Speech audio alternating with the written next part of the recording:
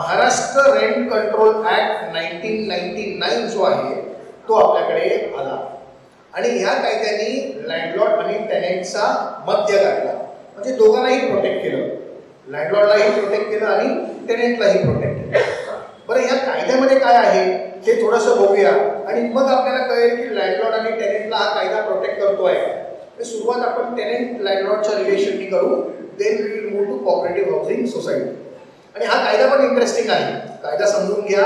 या कायद्यामध्ये काय प्रोव्हिजन्स आहेत, टेनेंटला काय प्रोटेक्शन आहे, लँडलॉर्डला काय प्रोटेक्शन आहे ते थोडंसं जाणून घेऊया. मग या कायद्याचा सेक्शन 1 सांगतो की ऍप्लिकेबल कुठे आहे. महाराष्ट्र रेंट कंट्रोल ऍक्ट म्हटला तर नाव आहे महाराष्ट्र, मग हा गुजरातला ऍप्लिकेबल होईल का, हा कर्नाटकला होईल का, नाही.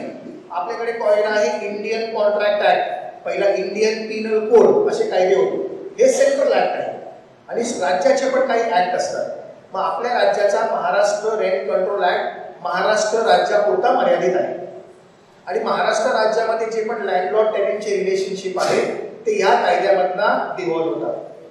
मग सेक्शन 2 जो आहे तो सांगतो हा कायदा कोणाला ऍप्लिकेबल आहे, तर जिथे भाड्याने दिलेल्या घरं असतील आणि ते भाड्याने कुठली घरं दिलेली असतील, कोणासाठी दिलेली असतील, तर रेसिडेन्शियल पर्पजसाठी जर घरं दिलेली असतील, एज्युकेशनसाठी दिलेली असतील किंवा ट्रेड आणि कॉमर्ससाठी दिलेली असतील किंवा बिझनेससाठी दिलेली असतील, तर हा जो कायदा आहे अशा भाडोत्रींना आणि अशा लँडलॉर्डला ऍप्लिकेबल राहील, असं आपल्याकडे सेक्शन 2 सांगतो.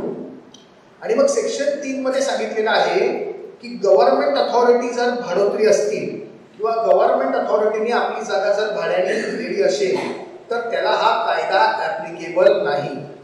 गव्हर्नमेंट अथॉरिटी असेल, पब्लिक सेक्टर अंडरटेकिंग असेल किंवा पब्लिक आणि प्रायव्हेट लिमिटेड कंपनी ज्यांचं पेड अप शेअर कॅपिटल 1 कोटीच्या पेक्षा जास्त असेल, बँका असतील, युनिव्हर्सिटी असेल, अशा लोकांना ह्या कायद्यापासून एक्झेम्प्ट केलेला आहे. मग हा कायदा फक्त तुम्हाला आणि मला ऍप्लिकेबल आहे. म्हणून इथे कोण गव्हर्नमेंट बसलाय का ऐकायला, नाही, त्यांना चिंता नाही आहे, आपल्याला चिंता आहे. सेक्शन 3 नंतर सेक्शन पुढे 5, 4, 5, 6 वगैरे जे आहेत मग ते सांगतात स्टँडर्ड रेंट आणि परमिटेड इन्क्रीज. सेक्शन 6 सांगतो स्टँडर्ड रेंट असावं, लँडलॉर्ड आणि टेनेंटच्या रिलेशनशिप मध्ये स्टँडर्ड रेंट असावं, त्या रेंटमध्ये दर वर्षाला परमिसिबल इन्क्रीज तेवढीच असावी जेवढी कायद्याने सांगितलेली आहे तेवढी. आणि ह्या सेक्शन 6 मध्ये असं सांगितलेलं आहे स्टँडर्ड रेंट आणि परमिटेड इन्क्रीज कोणाला ऍप्लिकेबल आहे, तर ज्या ठिकाणी लँडलॉर्डनी भाड्याला आपलं घर दिलेलं आहे आणि ते घराचा जो पिरियड आहे, त्या भाड्याचा जो पिरियड आहे तो 12 महिन्यापेक्षा अधिक आहे, त्यालाच हा कायदा जो आहे तो ऍप्लिकेबल येतो. म्हणजे स्टँडर्ड रेंट आणि परमिटेड इन्क्रीजचे प्रोव्हिजन ऍप्लिकेबल येते. आणि ही प्रोव्हिजनचा अपभ्रंश जो आहे हे आपल्याकडे रिअल इस्टेट एजंट लोक करतात आणि मग आपल्याला कोऑपरेटिव्ह हाऊसिंग सोसायटीमध्ये सांगतात की 11 महिन्याचं एग्रीमेंट करा, लिव्ह अँड लायसन्स. हा अपभ्रंश ह्या सेक्शन मधनं आलेला आहे.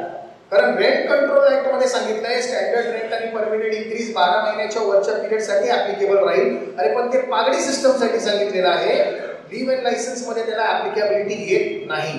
मग तुम्ही 11 महिन्याचं करा, 1 महिन्याचं करा, 36 महिन्याचं करा, कितीही करा, त्याला आपण लायसन्सीज बोलतो. त्याच्यावरती पण आपण येणार आहोत. हा कायदा त्यालाही ऍप्लिकेबल आहे पण थोड्या वेळात. मग आपल्याला कळलं स्टँडर्ड रेंट असावं, परमिटेड इन्क्रीज असावी. आणि हे स्टँडर्ड रेंटमध्ये जर वादविवाद असतील तर ते एज्युडिकेट करायचे पॉवर कोणाला आहे, तर आपल्याकडे स्मॉल कॉज कोर्ट आहे, त्यांना ते पॉवर दिलेले आहे. आणि मग जर स्टँडर्ड रेंट आणि परमिटेड इन्क्रीजचा वादविवाद असेल तर तो वादविवाद स्मॉल कॉज कोर्टाने एज्युडिकेट करून सोडवावा, असा आपल्याकडे कायदा आहे. सेक्शन 7 मध्ये लँडलॉर्ड आणि टेनेंटचं डेफिनेशन दिलेलं आहे. सेक्शन 7 मधला लँडलॉर्ड कोण, तर लँडलॉर्ड मध्ये असं सांगितलेलं आहे की नॉट ओन्ली त्या जमिनीचा किंवा त्या प्रिमाइसेसचा मालक, पण ज्या मालकानी किंवा त्या प्रिमाइसेसच्या किंवा लँडलॉर्डच्या मालकानी जर मॅनेजरला ते अधिकार दिले असतील रेंट वसुलीचे, तर तो मॅनेजर देखील लँडलॉर्डच्या डेफिनेशन मध्ये येतो. म्हणजे जो आपल्याकडे रेंट वसुली करतो तो देखील लँडलॉर्ड आहे असं कायद्याने सांगितलेलं आहे. आणि मग टेनेंट कोण, तर टेनेंट मध्ये सांगितलेलं आहे की टेनेंट ज्यांनी पागडी सिस्टम मध्ये घर भाड्याने घेतलेलं आहे तो, आणि समजा त्यांनी परत फर्दर टेनेन्सी क्रिएट केलेली असेल, सबलेट केलेलं असेल मालकाच्या परवानगीने, तर ज्याला सबलेट केलेला आहे तो देखील एक टेनेंट होऊन जातो. आणि ज्या टेनेंटनी सबलेट केलेला आहे मालकाच्या परवानगीने जर केलेला असेल तर तो टेनेंट लँडलॉर्डच्या शूज मध्ये येतो, असा कायद्याने सांगितलेला आहे. एक काही गोष्टींचे प्रश्न जे तुमच्या मनामध्ये आहेत ते आपल्या डिस्कशनमध्ये इथूनच क्लिअर होणार आहे. त्यापैकी आता जो आपण सांगणार आहोत तो विषय सेक्शन 7 मध्ये सांगितलेला आहे की जर टेनेंट मयत झाला, टेनेंट डिमाइज झाला, तर त्याच्यानंतर होणारा टेनेंट कोण, किंवा आपल्या मनामध्ये असाही प्रश्न असेल की माझं जर भाडोत्री सिस्टममध्ये आपल्या पागडी सिस्टममध्ये घर आहे तर मला ते विल करून देता येईल का माझ्या लिगल एअर्सना, तर त्याला आन्सर नो आहे. टेनेन्सी सिस्टममध्ये जर कोण टेनेंट जो असेल, भाडोत्री असेल, हा मयत झाला तर सेक्शन 7 तुम्ही गुगल करू शकता महाराष्ट्र रेंट कंट्रोल ऍक्टचा. त्या सेक्शन 7 मध्ये सांगितलेलं आहे की फॅमिली मेंबर, जो मेंबर फॅमिली मेंबर असेल आणि रेसिडेन्शियल प्रिमाइसेस असेल तर त्याच्याबरोबर जो राहत होता त्यावेळेला तो जो व्यक्ती आहे तो टेनेंट म्हणून रूपात येईल. आणि कमर्शियल प्रिमाइसेस असेल, बिझनेस करत असेल, तर त्याच्याबरोबर जो बिझनेस करणारा व्यक्ती असेल तो त्यांच्या जागेवरती टेनेंट म्हणून काम करेल, असं आपल्याला सेक्शन 7 कायद्याने सांगितलेलं आहे. मग याचा अर्थ काय? याचा अर्थ क्लिअर आहे. मगाशी आपण सांगितल्याप्रमाणे पजेशनचा विषय आहे. जो व्यक्ती त्या टेनेंट बरोबर ती प्रिमाइसेस पजेशन मध्ये आहे आणि एन्जॉय करत आहे त्या व्यक्तीचा अधिकार भविष्यामध्ये टेनेंट म्हणून येतो. हा आपल्याला सेक्शन 7 कायदा सांगतो. मग त्यानंतर विषय आहे परमिटेड इन्क्रीज. रेंटमध्ये इन्क्रीज किती असावं, तर सेक्शन 11 जो आहे तो सांगतो की 4% फक्त इन्क्रीज ॲन्युअली असू शकतो. दरवर्षी 4% इन्क्रीज कायद्याने सांगितलेला आहे. पण कायद्याने असंही सांगितलेलं आहे की 15% इन्क्रीज पण असू शकतं जर स्ट्रक्चरल प्रॉब्लेम्स असतील, स्ट्रक्चरल बिल्डिंगमध्ये ऑल्टरेशन्स करायचे असतील, आणि 70% लोकांनी जर कन्सेंट लेखी दिलेला असेल लँडलॉर्डला, तर लँडलॉर्ड तुमच्या भाड्यामध्ये 15% इन्क्रीज देखील करू शकतो, असं आपल्याकडे सेक्शन 11 महाराष्ट्र रेंट कंट्रोल ऍक्टनी सांगितलेलं आहे. त्यानंतरचा जो सेक्शन आहे तो आहे सेक्शन 14, जो सगळ्यात फार महत्वाचा आहे. हायकोर्टाने आपल्या सगळ्या जजमेंटमध्ये, बऱ्याचशा जजमेंटमध्ये असं म्हटलेलं आहे की या सेक्शन 14 साठी आमच्याकडे अजूनपर्यंत कोण आलंच नाही आहे, म्हणजे सेक्शन 14 ची जनजागृती नाही आहे असं हायकोर्टाने बऱ्याचशा जजमेंटमध्ये उल्लेख केलेला आहे. आणि हा सेक्शन 14 काय आहे, तर सेक्शन 14 मध्ये सांगितलेलं आहे की लँडलॉर्डनी ती जी प्रिमाइसेस आहे ती गुड कंडिशन मध्ये ठेवावी. टेनेंटेबल कंडिशन असा शब्द वापरलेला आहे. म्हणजे चांगल्या कंडिशन मध्ये ठेवायची जबाबदारी कोणाची, लँडलॉर्डची का टेनेंटची, तर सेक्शन 14 सांगतो लँडलॉर्डची जबाबदारी आहे. आणि लँडलॉर्डनी ती प्रिमाइसेस गुड मेंटेनेबल कंडिशन मध्ये ठेवायची आहे. पण समजा लँडलॉर्डनी ती कंडिशन मध्ये नाही ठेवली, गुड कंडिशन मध्ये प्रिमाइसेस नाही ठेवली, तर त्याचं उत्तर पण सेक्शन 14 मध्ये दिलेलं आहे. मग टेनेंट काय करू शकतो, तर टेनेंट लँडलॉर्डला नोटीस पाठवू शकतो की आमची जी जागा आहे ती रिपेअर करणं गरजेचं आहे आणि हे रिपेअरचं आपलं जे काय आहे ते एस्टिमेट आहे, हा इंजिनियरचा रिपोर्ट आहे, याप्रमाणे रिपेअर करणं गरजेचं आहे, अशी नोटीस 15 दिवसाची कायद्याने सांगितलेलं आहे टेनेंट लँडलॉर्डला पाठवू शकतो. बरं, ही नोटीस मिळाल्यावरती त्यांनी काही केलं नाही तर मग टेनेंट जो आहे तो त्या रिपेअरच्या ज्या पॉइंट्स दिलेले आहेत इंजिनियरनी, ते सगळे रिपेअरेबल पॉइंट्स जे आहेत ते रिपेअर करून ती प्रिमाइसेस गुड कंडिशन मध्ये आणू शकतो. ते जे पैसे त्याला खर्च आलेले असतील ते 15% इंटरेस्ट प्रमाणे लँडलॉर्ड कडनं वसूल करू शकतो आणि ॲन्युअली 1/4 रेंट प्रमाणे डिडक्ट करून देखील या तऱ्हेने तो रिपेअर कंडिशन मधला बिल्डिंग ठेवू शकतो.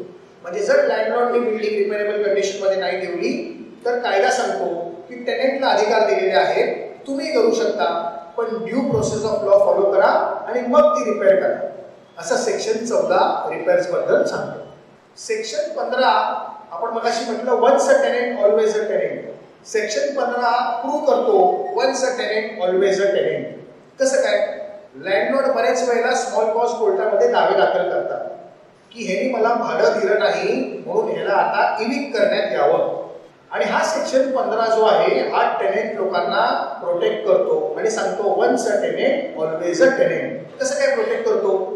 तर सेक्शन 15 ने सांगितलेलं आहे की जर कोण भाडं तुम्हाला देत नसेल, स्टँडर्ड रेट, परमिटेड इन्क्रीज, भाडं देत नसेल टायमावरती, तर ह्या टेनेंटला जर तुम्हाला इव्हिक्ट करायचं असेल तर मिनिमम 90 दिवसाची नोटीस देणं गरजेचं आहे. 90 डेज डिमांड नोटीस रेस करणं गरजेचं आहे. आणि 90 डेज डिमांड नोटीस रेस केल्यावरती मगच तो कोर्टाच्या दरवाजापर्यंत येऊ शकतो. म्हणजे कोर्टामध्ये दावा दाखल करू शकतो. 90 दिवसाची नोटीस देऊन देखील जर टेनेंट भाडं पे करत नसेल तरच तो तिकडे जाऊ शकतो. बरं, एकदा कोर्टात गेला की कोर्टाला कायद्याने सांगितलेलं आहे की तुम्ही लगेच निर्णय नाही देऊन टाकायचा, तुम्ही परत समन्स पाठवायचा आणि 90 दिवस तुम्ही पण वाट बघायची. म्हणजे कोर्टालाही सांगितलंय की तुम्ही पण 90 दिवस फॉलो करा. मग 90 दिवस वाट बघितल्यावरती 90व्या दिवशी टेनेंट आला आणि सांगितलं साहेब काय नाही, जे भाडं राहिलेलं आहे ते मी भरतो. तर 90व्या दिवशी त्यांनी भाडं जर भरलं, लँडलॉर्डला दिलं, तर कोर्टाला कायद्याने सांगितलेलं आहे की जे सूट डिसमिस करून टाकायचं. म्हणजे once a tenant always a tenant. Tenant 90व्या दिवशी जरी भाडं घेऊन आला तरी देखील लँडलॉर्डला त्याला एविक्ट करता येत नाही, असं सेक्शन 15 ने सांगितलेलं आहे. तुम्ही हे सेक्शन नोट करू शकता. गुगलमध्ये जाऊन तुम्ही त्याचा अभ्यासही पुढे भविष्यामध्ये करू शकता. त्यानंतर सेक्शन 16 आहे, तो लँडलॉर्डला काही अधिकार देतो तुम्हाला एविक्ट करण्याचे, टेनेंटला एविक्ट करण्याचे. आणि मग टेनेंटला एविक्ट 16 मध्ये काय काय सांगितलेले आहेत, ग्राउंड्स दिलेले आहेत. तुम्ही जर प्रॉपर्टीला डॅमेज केलं, तुमच्या राहत्या घराला जर तुम्ही डॅमेज केलं किंवा तुम्ही इलिगल कन्स्ट्रक्शन केलं, स्ट्रक्चरल मॉडिफिकेशन केलं, किचन प्लॅटफॉर्म लावणं, एक्झॉस्ट बसवणं, एअर कंडिशनिंग लावणं, वुडन पार्टिशन क्रिएट करणं, ह्याला इलिगल कन्स्ट्रक्शन बोलत नाही. कायद्याने सांगितलंय हे तुम्ही करू शकता, ह्याला इलिगल कन्स्ट्रक्शन बोलत नाही. पण भिंतच काढली, नवीन भिंत टाकली, कुठेतरी स्ट्रक्चरलचा पिलरच काढून टाकला, ह्या गोष्टी ग्राउंड असू शकतात तुम्हाला एविक्शन करण्याच्या, टेनेंटला एविक्ट करण्याच्या. आणि सेक्शन 16 पहिला सांगतो डॅमेज, सेकंड सांगतो इलिगल कन्स्ट्रक्शन किंवा इमॉरल पर्पजसाठी जर फ्लॅट वापरत असतील तर तुम्हाला एविक्ट करता येतं. तिथे एक शब्द असा पण आहे की शेजाऱ्याने जर कंप्लेंट केली, म्हणजे बाजूवाल्याबरोबर वादविवाद घालत बसायचे नाही, असं कायद्याने देखील सांगितलेलं आहे. तर ती देखील कंप्लेंट एक ग्राउंड असू शकतो एविक्शनचा. किंवा एम्प्लॉयमेंट लिंक टेनेन्सी असेल, म्हणजे मालक असेल आणि मालकाने ड्रायव्हरला घर दिले असेल भाडोत्री तत्वावरती आणि उद्या ड्रायव्हरला तरी कामावरून काढून टाकलं, तर त्यांनी असं नाही म्हणायचं की once a tenant always a tenant. तो नोकरी गेल्यावरती घरही जातं. तर ते देखील एक ग्राउंड आहे एविक्शन करण्याचा. नंतर रिपेअर्स एक ग्राउंड आहे एविक्शन करण्याचा. पर्सनल बोनाफाईड इंटरेस्ट, म्हणजे समजा आता मालकाची फॅमिली एक्सटेंड झाली आणि टेनेंटची फॅमिली कमी झाली, टेनेंटची मुलं आता अमेरिकेत गेली आणि मालकाची सगळे मुलं अमेरिकेवरून इकडे आली, आता मालकाला गरज आहे जास्त होण्याची, तर त्याला बोलतो पर्सनल बोनाफाईड इंटरेस्ट. त्या एक देखील ग्राउंड असू शकतो टेनेंटकडनं एविक्शन करण्याचा. आणि रिपेअर रिकन्स्ट्रक्शन. मग रिकन्स्ट्रक्शन मध्ये दिलेलं आहे की जर लँडलॉर्डकडे प्रपोजल रेडी असेल, प्रपोजल घेऊन स्मॉल कॉज कोर्टात जायचं, स्मॉल कॉज कोर्टमध्ये प्रपोजल दाखल करायचं, त्यांनी सांगायचं की माझ्याकडे प्रपोजल रेडी आहे, माझ्याकडे फंड्स रेडी आहेत, विदिन 1 मंथ मी डिमॉलिश करतो. डिमॉलिश करायचं, बिल्डिंग 3 महिन्यामध्ये डिमॉलिश झाली पाहिजे, 3 महिन्यानंतर 15 महिन्यामध्ये बिल्डिंग पूर्ण झाली पाहिजे, 15 महिन्याच्या नंतर 3 महिन्याचं एक्सटेन्शन 4 वेळा देता येतं, म्हणजे 12 महिने एक्सटेन्शन. असं करून टोटल जे आहे ते 15 + 12 असे करून 30 महिन्याच्या आतमध्ये बिल्डिंग जी आहे ती पूर्ण करायची. असं ग्राउंड जो आहे घेऊन लँडलॉर्ड स्मॉल कॉज कोर्टमध्ये जाऊ शकतो आणि टेनेंटला रिकन्स्ट्रक्शनसाठी एविक्शन करू शकतो. पण त्यामध्ये असंही सांगितलेलं आहे की आपल्याला त्यांनी एविक्ट केलं, आपण बाहेर आलो आणि यांनी 1 महिन्यामध्ये डिमॉलिशन सुरूच नाही केलं, मग आपण जाऊ शकतो कोर्टाकडे आणि आपण सांगू शकतो की ह्यांनी ब्रीच केलेलं आहे, कायद्याच्या तत्वाप्रमाणे यांनी काम केलेलं नाही आहे, आता आमचं घर जे आहे ते आम्हाला परत द्या. डिमॉलिशन केलं नसेल तर अशाही ऑर्डर्स परत आलेल्या आहेत. तर ह्या सगळ्या ग्राउंड्सवरती सेक्शन 16 पर्यंत आपण बघितलं, 16 to 22 पर्यंत ग्राउंड्सवरती टेनेंट आणि लँडलॉर्डचे टग अँड फॉर चालू असतो. आणि मग ह्या सगळ्या झाल्यावरती आपला एक विषय मगाशी आपण जो घेतला की leave and licence. Cooperative housing सोसायटीमध्ये जे भाड्यातली तत्वावरती आपण 11 महिन्याचं लिव्ह अँड लायसन्स, 36 महिन्याचं लिव्ह अँड लायसन्स असे जे आपण ॲग्रीमेंट करतो, भाड्याने जे फ्लॅट देतो ते हे ॲप्लिकेबल येत नाही. पण ते जे फ्लॅट भाड्याने आपण जे देतो लिव्ह अँड लायसन्सवरती, ते लिव्ह अँड लायसन्सचं ॲग्रीमेंट कंपल्सरी रजिस्टर्ड करायचं असं आपल्याला महाराष्ट्र रेंट कंट्रोल ॲक्टचं सेक्शन 55 सांगतो.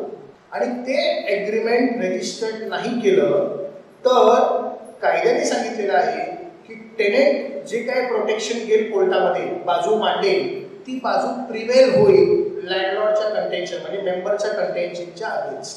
त्यामुळे भाडोत्री तत्वावरती जे आपण लिव्ह अँड लायसन्सचं कोऑपरेटिव्ह हाऊसिंग सोसायटीमध्ये ॲग्रीमेंट करतो ते लोकांना जनजागृती करावी की ते ॲग्रीमेंट कंपल्सरी रजिस्ट्रेशन करावं. त्याची योग्य ती स्टॅम्प ड्युटी, जी काही नॉमिनल स्टॅम्प ड्युटी असते, त्याची काही जास्त स्टॅम्प ड्युटी नसते, ती स्टॅम्प ड्युटी भरावी आणि ॲग्रीमेंट रजिस्टर्ड करणं बंधनकारक आहे. कायद्याने असंही सांगितलेलं आहे की जर तुम्ही ते ॲग्रीमेंट रजिस्टर्ड नाही केलं तर 3 महिने तुरुंगवास किंवा 5,000 रुपये दंड असंही त्याच्यामध्ये प्रोव्हिजन दिलेली आहे. सेक्शन 55 गुगल करू शकता, महाराष्ट्र रेंट कंट्रोल ॲक्टचा लिव्ह अँड लायसन्स ॲग्रीमेंटचा.